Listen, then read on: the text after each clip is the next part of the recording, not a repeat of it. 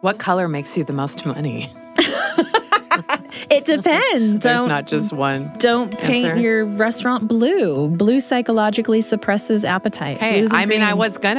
was gonna open up a restaurant and paint it blue, so no, I won't. That's so Don't do fascinating. it. Okay. Don't do it.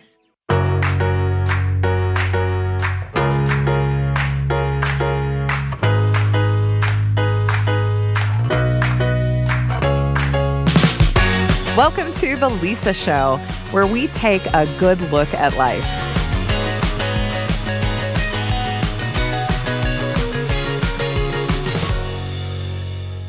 Hey, it's Lisa. This is The Lisa Show, and I hit a milestone the other day that I never thought I would, and here it is. As of right now, I could conceivably own a white couch. A white couch.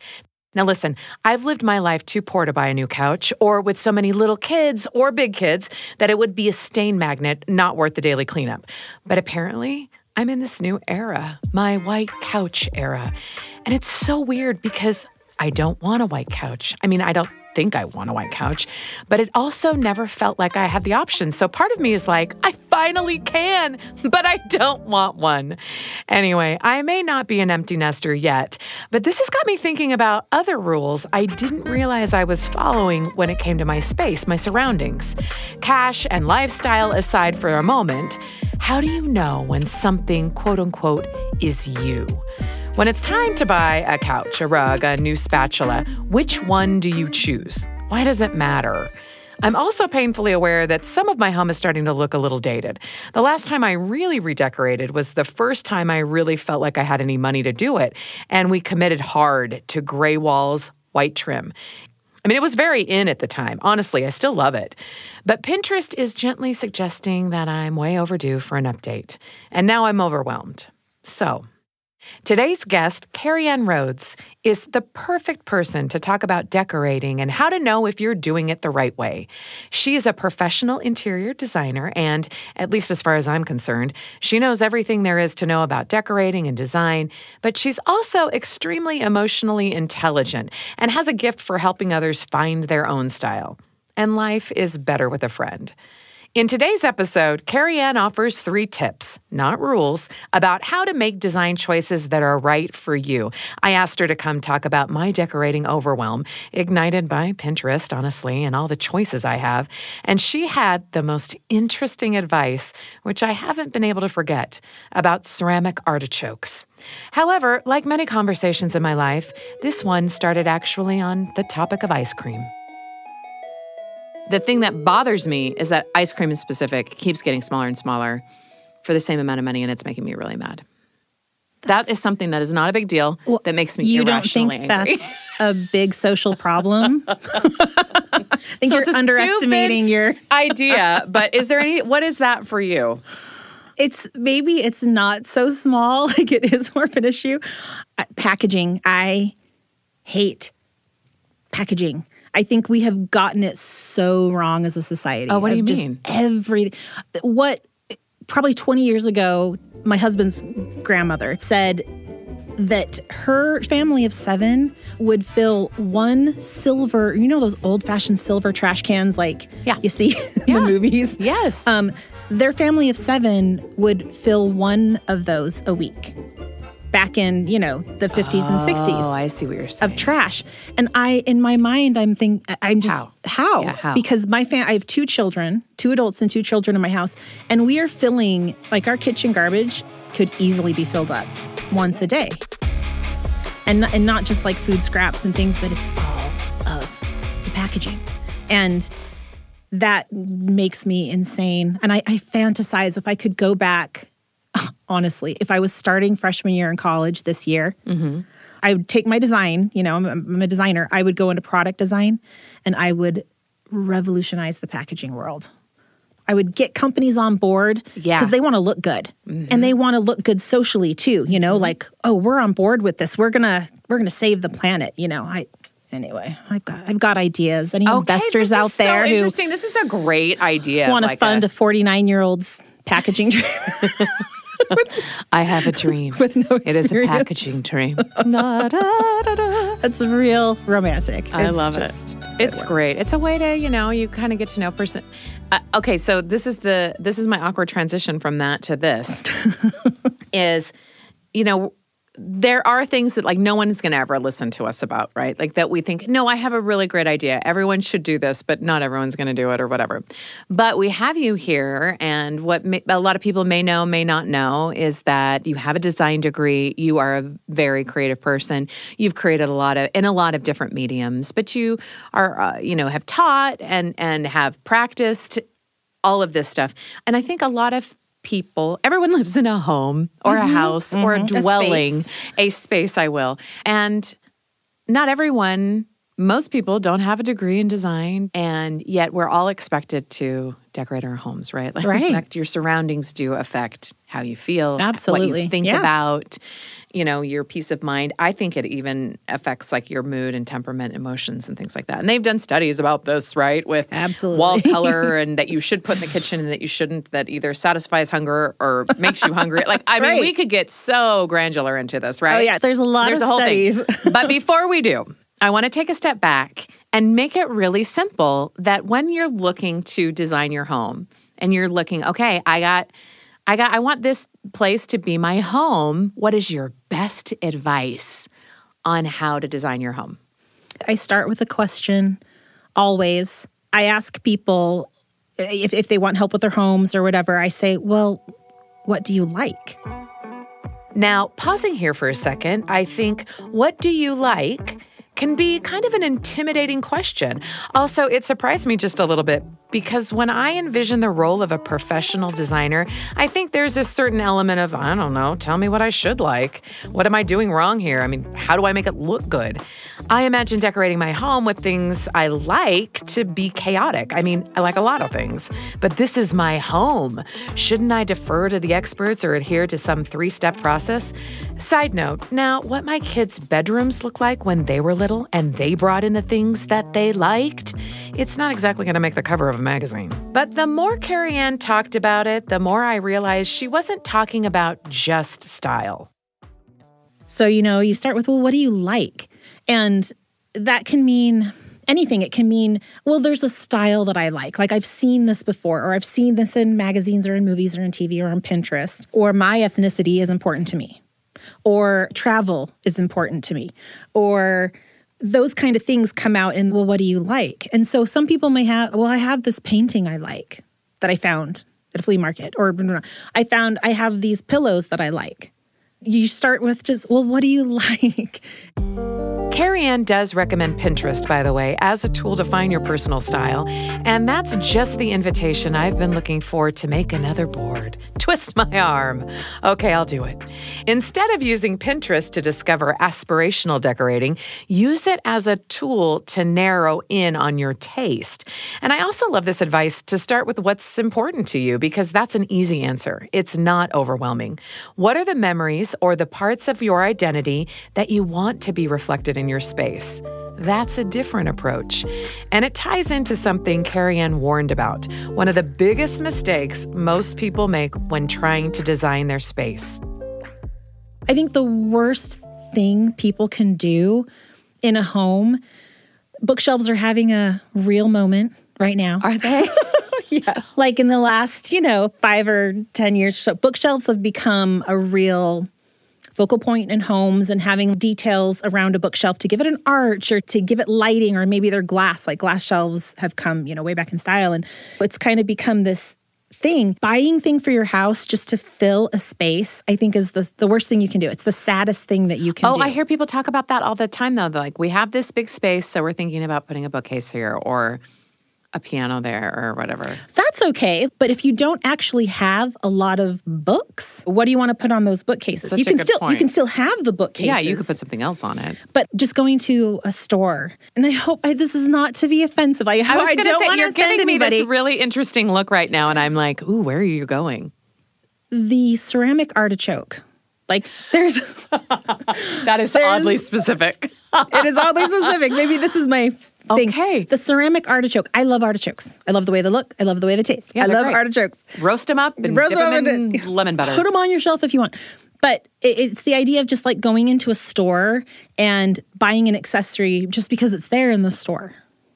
Oh, you know what I mean? Yeah. Or even if you like it? you can like the artichoke. It's fine. I hear what you're saying. But allow yourself to take a little bit more time to fill that bookshelf. Don't just Fill it with junk. fill it with accessories. Like the word accessory in a home, I don't like that word. I don't want to accessorize my home. I want to fill it with things that I like. If it's not useful or beautiful, William Morris, a famous, old-fashioned designer, said, don't bring anything into your home that you don't find either beautiful or useful. And I think those are really good words to live by. So don't rush to fill that space on that bookshelf. Don't rush to fill that, little space in the corner. I want to jump in and point out that this tip number 1, don't rush. Not rushing to fill a space is an interesting idea because I think of decorating or rearranging as something that has to get done. I like it when it's finished.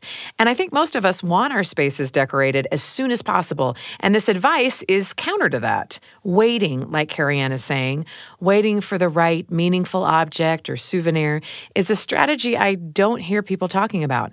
And it's definitely not what Amazon is recommending to me in all the targeted ads saying, here's 30 beige tchotchkes that would look great on your coffee table, windowsill, bookshelf, etc.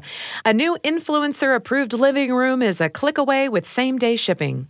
With Amazon Prime and Instagram, we can get immediate filler items from bookcases to wooden display chains very quickly. You know the ones I'm talking about? Everybody has one. Waiting also gives you time to really consider what's important and what's not. Figuring out those priorities takes time of its own. For instance, I don't have room for a piano in my house. I have room for a keyboard, but I don't have room for a piano.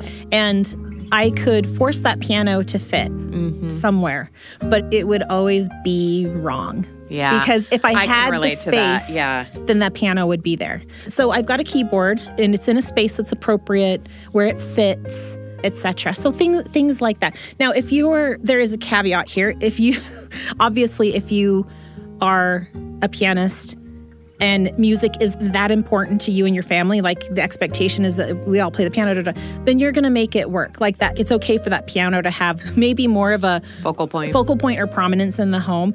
But in our home, it's a hobby thing. It's not. None of us are performers.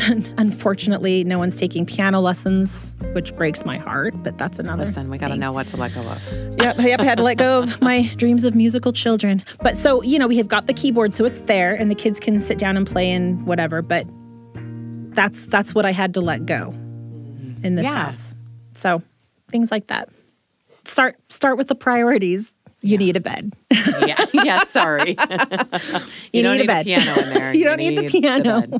And you don't need, that really cool vintage record player. That's on the B or C team. Let's start with the A team. Let's have a bed. Let's have a side table and a lamp. You know what I mean? Things like that. That helps you go slow. But if you're a person that does know what you like, buy what you like. That's okay. If you have a whole room ready to go, you don't have to take your time. You know what I mean? You've got it all set, ready to go. You take your time when you're just, what do I put there? I can just go to the store and buy that ceramic artichoke and stick it there. I hope that there's somebody listening who has a ceramic artichoke. I hope so. That they love. They're like, yeah, but she wasn't talking about mine. My grandfather was an artichoke farmer. Right. There you exactly. There's an exception for every rule. My mother has an artichoke. So Does she just really? yeah. Are you trying to out her right now? No, it's actually a your mom. real artichoke. Oh. And it dried and it's beautiful. So she just kept it. Okay, so that's different. That's different. Not a ceramic. She didn't go out and buy it just to fill a space. Okay, so some decorative artichokes should be in your home if you love it, right? But when you're starting out, whether from scratch or a redo, this idea of starting with the A team, things you need, like a bed or a table, and then moving on to the B team, like a bookcase, or a C team, like a cool vintage record player or piano, organizes your design choices in a way that seems logical and manageable. So having had time to think about ceramic artichokes and other things that exist only to fill a space and designing when you need all A, B, and C things, let me tell you about my story of starting from scratch. It's really a story about something that lingered in our home for a long time. As a newlywed in my early 20s, I didn't have much. We had a futon, basically. So the wedding and the gifts we got were really important because we didn't have any money. Sure, I knew what I liked and didn't like. I registered for gifts, like one does, and we received a lot of great stuff, but not a lot of decorative things. Those are luxury items, after all, and fall behind pots and pans and linens. But I remember getting this very well-crafted, beautifully constructed quilted throw pillow. I'm sure it was handmade. The only problem was it was brown and pink. And I kept saying, yeah, it's great, we need it, but it's brown and pink. It's brown and pink. I mean, I couldn't get over it. And I felt bad. I still do. That I was so critical of a gift, a timely, homemade, so very meaningful gift that I'm sure someone spent a lot of time and thought on. But those aren't my colors. That wasn't how I wanted to decorate my house. But beggars can't be choosers, and we displayed that brown and pink pillow for many years. Looking back, I think that I was really figuring out something that seems obvious to me now. You want your home to reflect you. It feels good to love every item in your house, and no one can choose that for you. Side note, for our wedding, Christopher's Aunt Judy gave us this really cute hand-painted magazine box to put by the side of a couch or a table in the living room, and it was bright red. And when she gave it to us, she said, I asked Chris what color your couch was, and he said red. I could tell she was really happy that she'd given us a personal gift, but I was so confused because we had a sage green futon. Again, we didn't even own a couch.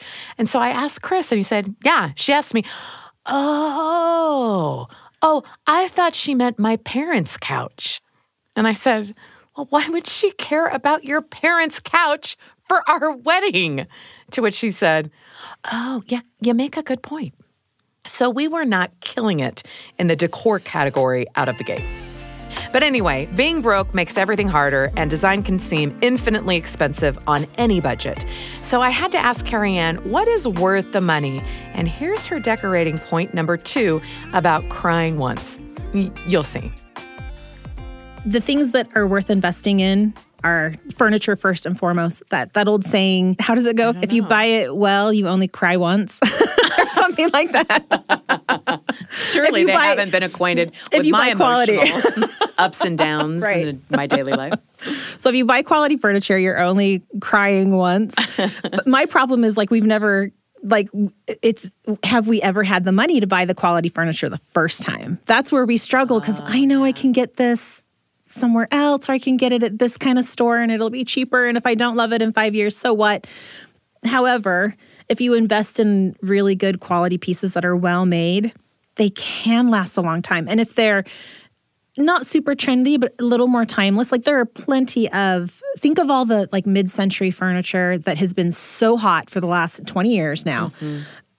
Some of it is crazy, it will it will have a crazy print and really trendy colors for that time, and it just doesn't work now.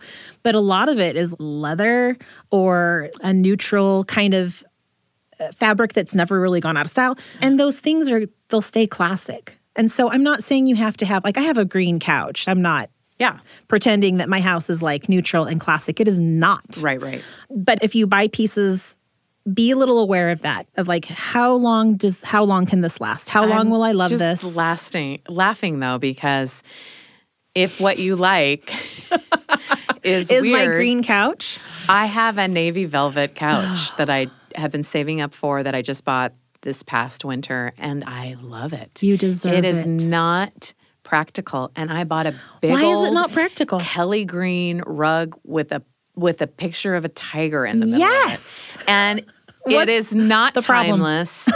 It is, but I will say, I waited a couple of years so I could get to save up so I could get exactly what I wanted. Mm-hmm. And it does make me happy. There you go. Use it every day. I use both of those pieces every day. Those mid-century chairs that had the crazy patterns on them, they made someone happy too. Oh, yeah. And so there is plenty of room in design for those types of things, even if they're big purchases. If you can do it, if you love it, if you know you love it, go for it. I know you're happy. Buy it well and you only cry once is a great second tip. Let's cry less, yes, for sure, in as many situations as possible. If you wait and buy quality that lasts long, that makes sense. It's better than, say, buying cheaper stuff more often and replacing it more often because it makes you really examine whether you're actually saving money or not. It may take more time, yes, but as she addressed in tip number 1, don't rush, it's all going to be okay. And expenses aside, there are some design exercises that cost nothing. Carrie Ann brought up an interesting point about how a single person can influence the design of their neighborhood. These principles aren't limited to just inside our homes, which leads us to her tip number 3, which honestly I didn't see coming. It extends to our communities too. If you, as a person, as a citizen in your town, if you have input into helping outside the borders of your own home, we have control inside our own spaces that we live, our apartments, wherever. But we have less control outside. But where we do have control, if there's an issue that comes up in your town's ballot about lit signs or about green space requirements in neighborhoods, like that little strip of grass that needs to be whatever, it's worth speaking up for those types of things. Carrie Ann's third tip was get involved with your outside community space. I visited my hometown a couple of months ago.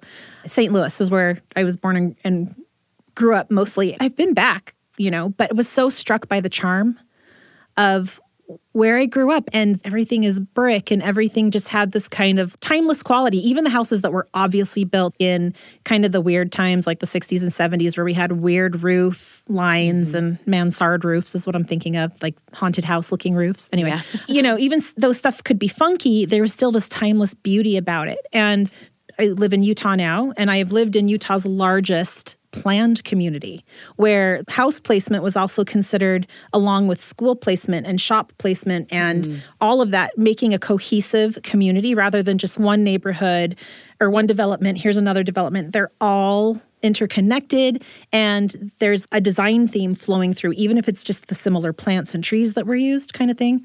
And it makes such a difference. I currently live in a neighborhood that was just built by contractors. You could just buy the plot of land, and then you hired a contractor to come build a house, and there's no continuity, and it's noticeable. And it creates a sense of community when you have connecting features, even just similar light posts or a sidewalk, having a sidewalk that runs through your streets. Those kind of things are what make a neighborhood, what make it so that you can participate in your neighborhood and talk to neighbors and play outside. And I just hope communities don't lose sight of that. And so if you have a chance to have input in your community about that, and it's important to you, go ahead and vote that way. Go ahead and show up to that council meeting about that new building that's going to be built. And I know that people have cared about that in my community, and it's made a difference to keep a 7-story building in an appropriate place, not smack dab in the middle of our streets. Off to the side, it's beautiful. Well, those kinds of things matter to be like being a good neighbor and to be able to enjoy your neighborhood and things. I know that in an area where I live, that a lot of the houses are being turned over because they are so old.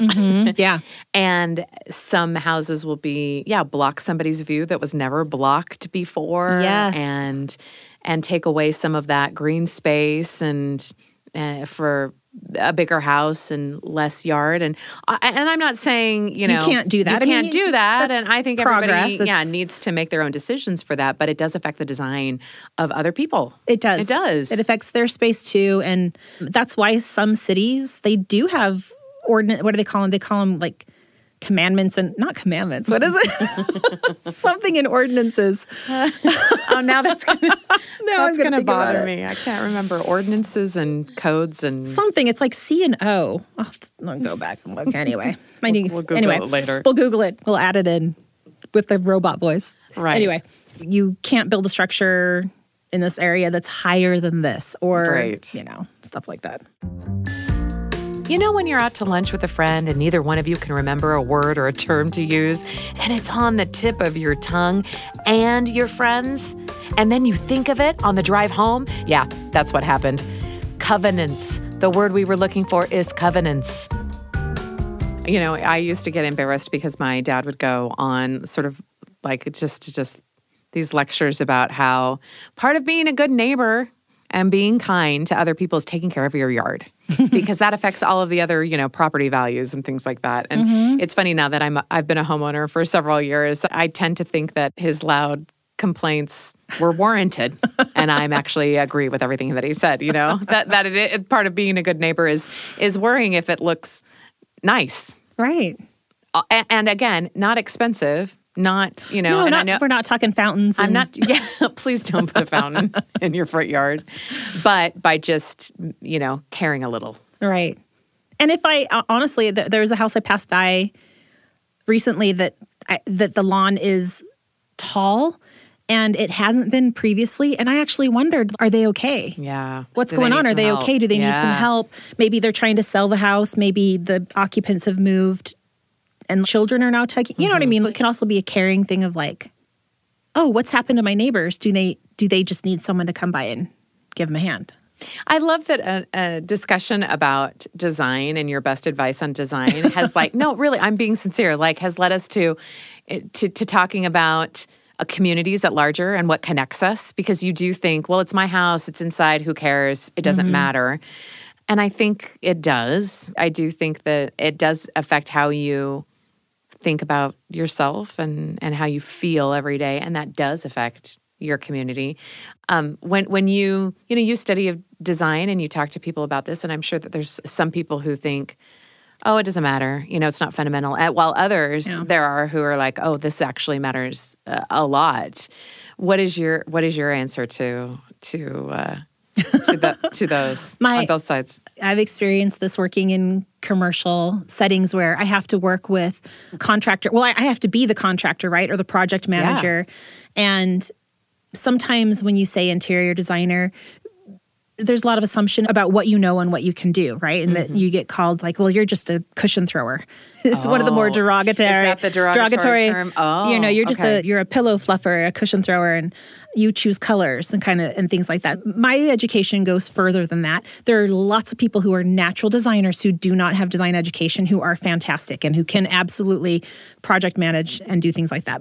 But something that I appreciate about the education I got was understanding the psychology behind space. And so a lot of people can look at a color scheme and go, oh, I really like that, without having the vocabulary or knowing why. The language to know why. I just like it. I just like it. And that's good enough. It's calming. Right? Yeah, whatever. But when I'm trying to convince a company that this design concept that I've put together for them is so that they will make money.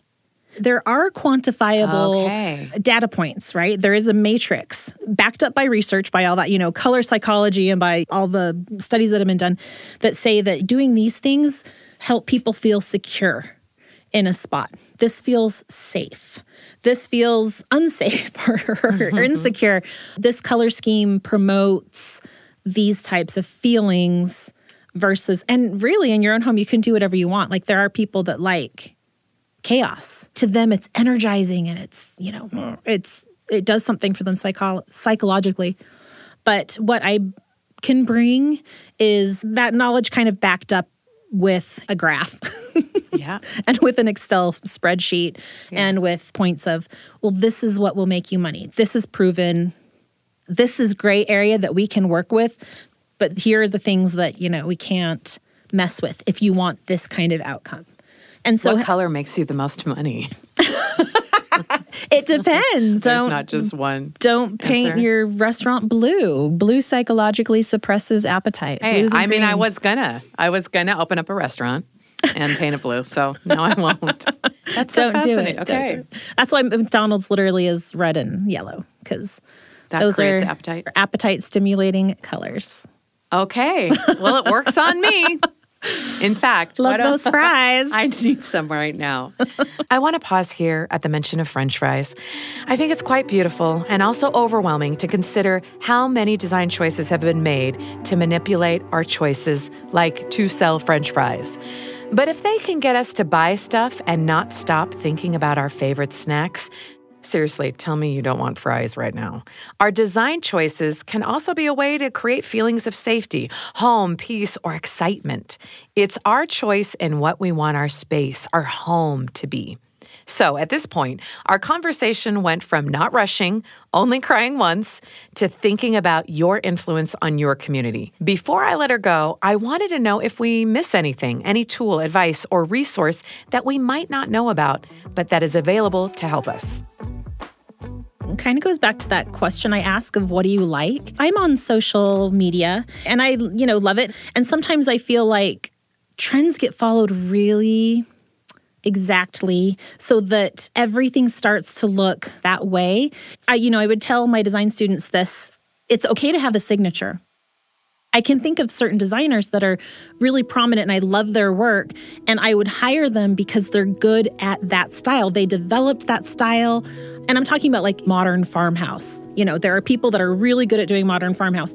And so you would hire that person to do that modern farmhouse for you, right? But you don't have to adhere to labels. You don't have to adhere to what you see on social media or what you see on those TV shows. Don't be afraid to like what you like and to make your space unique. If you really like that farmhouse style, do it. But just make sure that instead of that ceramic artichoke, you're placing something that you love, something that you found, something that you made, something that someone gave you. It's your space. You get to choose. You get to be comfortable there. I love it. You get to choose. You get to be comfortable there. It's your house. I will never look at another ceramic artichoke the same. I'm really sorry to all the ceramic artichoke owners. No, there's something out there. In every generation. It was the glass. It was the grapes. Grapes for a generation. It was like the ceramic ducks. Oh my! Remember the country duck with like a little bib? That was my generation. Bib. Like with like with the powder blue. Yeah. And now there's ceramic dusty artichoke. Pink and powder blue. Each generation has theirs. Just warning. None of us are special. I have glass grapes. Okay. Oh, I wish I did. But I live in a mid-century house, so I had to have them. Yeah. So, okay. No one is immune. The grapes, the country duck, those dolls with the straw hair, those cliche items that we're making fun of. I think it's so interesting that even the trendy objects, the things that aren't memories, they're just what everybody else has in their house. So you put it in yours. They go out of style so fast, allowing someone to pinpoint exactly what decade you were decorating in. And whether they're meaningful or not, they end up telling a story about you either way. You heard me telling Carrie Ann about my rug. Well, here's the rest of that story. Recently, I felt the itch to move my upstairs rug to the basement. Looking at that rug every day, right in the center of our home, it just didn't feel right to me. I'd bought it in what I considered to be a lifetime ago, and I felt different. And I know how this sounds. It's just a rug.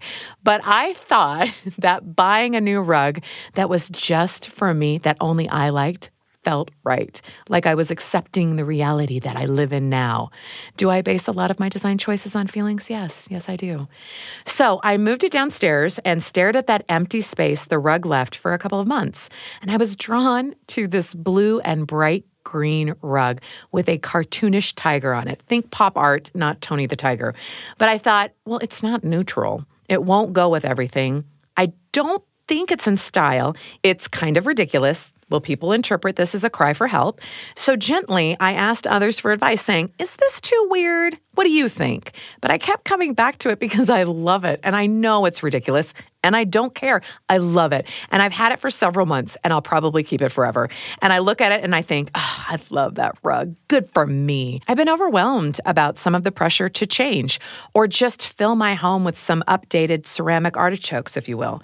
And this conversation was a good reminder to me that decorating isn't just about good taste or copying a picture in a magazine or just getting what everyone else is getting and putting that in your house. Much like copying the opinions of others just because you don't know what you really think is contrary to thinking and doing what you actually love. Decorating is about surrounding yourself with things you care about and that matter to you and that reflect in a little way what you really think and how you want to feel. So I'm keeping the tiger rug, which I now claim is a neutral. I'm not repainting my house. The gray walls are here to stay. I love them. And I don't want a white couch. But if I wanted one, I could have it. And that's enough for me. The Lisa Show is a production of BYU Radio, hosted by Lisa Valentine Clark. This episode was produced by Becca Hurley with help from Kenny Mears. We'd like to thank our guest, Carrie Ann Rhodes. Be sure to check out her Instagram, which will be linked in our show notes. If you haven't subscribed to The Lisa Show on YouTube, you can find even more content on our channel, including The Council of Moms, filmed live in our studio. As always, thanks for your messages. We read them all, and thanks for listening.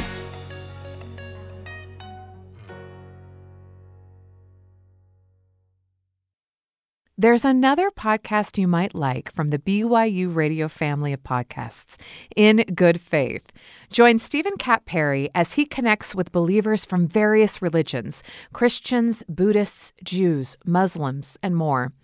Through their captivating stories, deepen your understanding of faith, religion, and spirituality. Stephen's global perspective, cultivated through extensive travel, brings a really unique richness to each conversation. Elevate your appreciation for the divine. In Good Faith, an inspiring journey of unity and enlightenment. Listen wherever you get your podcasts.